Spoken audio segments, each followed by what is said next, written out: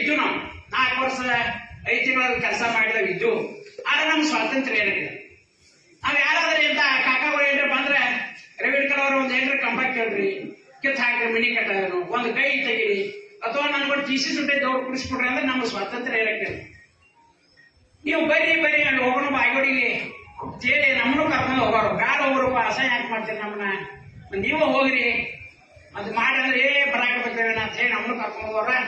ಮುಂಜಾನೆ 7-7:30 ಹೋಗಿ ನಂಬರ್ ಹತ್ತದ ಕೈ ಮುಕ್ಕೊಂಡು 3 ಗಂಟೆ ತನಕ ಇರ್ತಿದ್ರು. 3 ಗಂಟೆ ಆಗಿರ್ತ ನಂಬರ್ ಬರ್ತಿದ್ದು ಕರಿತಾರೆ ಒಳಗೆ.